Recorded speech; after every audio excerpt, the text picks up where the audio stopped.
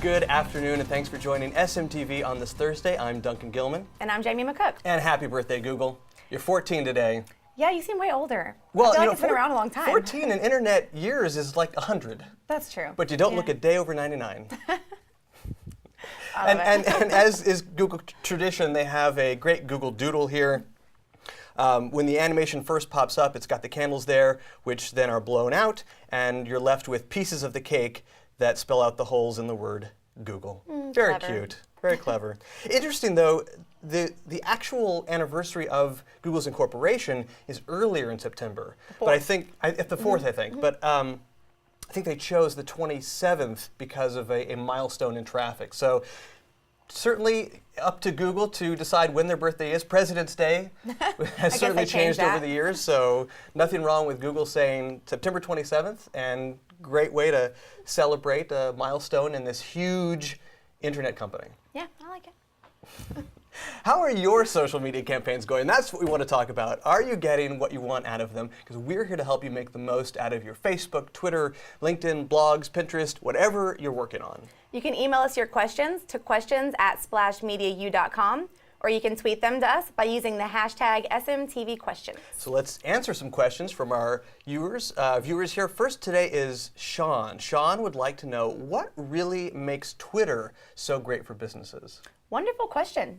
I get that a lot, actually, from a ton of people. I think the main reason, it's a public domain. You can talk to anybody. You can go in. You can actually somewhat target, who you're talking to. If someone's following the Dallas Mavericks, for example, that's a common interest. So if you're in the sports world, restaurants, pizza, whatever, you can kind of go on and somewhat target people. Love that. I'm going to add to it real-time search for customer service. Yes. Because it's a great way.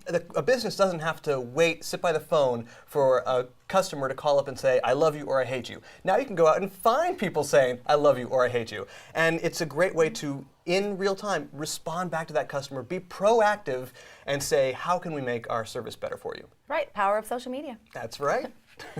Heron wrote to us, is there an optimal number of tweets I should publish in a day?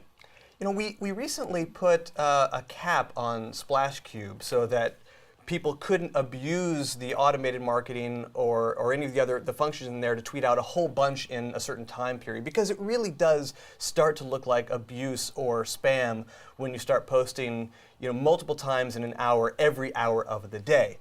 Now, there are exceptions. I think if you're at a trade show, if you're at some event where people are using a hashtag, that might be different. Right. So, as far as an optimal number, it's going to depend. If you're new, you're not going to want to be tweeting 10, 15 times a day. So, starting off, once or twice, because if you have 2 followers, you're going to overwhelm them. And so you don't really want to do that. So, the more established you get, the more you can tweet.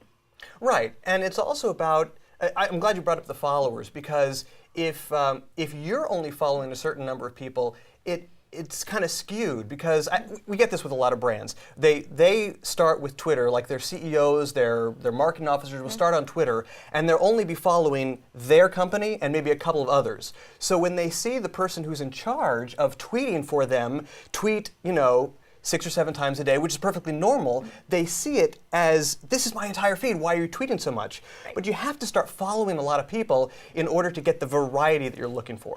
Yeah, for sure. Trish wants to know, what does it mean when people say, what is trending right now? I was really confused about this for the longest time when people would talk about it. Basically, easy answer, it's what people are just talking about. During the Olympics, that's what was trending.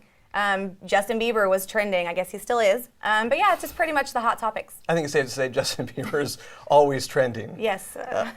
When people say trend, they usually are talking about the trends that are listed on Twitter. And you can view those and change your geography so that you can see what's trending in the US, what's trending worldwide, or just in my city. And I've got the United States trends pulled up. I just went to my homepage on Twitter here. And you can see here are the things that are trending right now in the United States. And if I go to change, I can change to a specific city. I can take United States off and go worldwide. But this is a great tool for businesses because you can jump on the bandwagon here and relate one of these trends to your industry, your services. Yeah, you definitely want to make sure you're talking about current events, not just your industry. I mean, if it's Olympics, everyone wants to be talking about that. You don't want to limit it to just those things because you want to be involved in the community. Yeah, I saw one of them is one of the trending answers right now is mommy answers, hashtag mommy answers. So think of all the great companies that could use that, not companies that strictly target parents. A lot of different kind of companies could have a little humor in their tweets and incorporate hashtag mommy answers somehow. Yeah. Bryson wrote to us, is it possible to attach a website to a pin in Pinterest?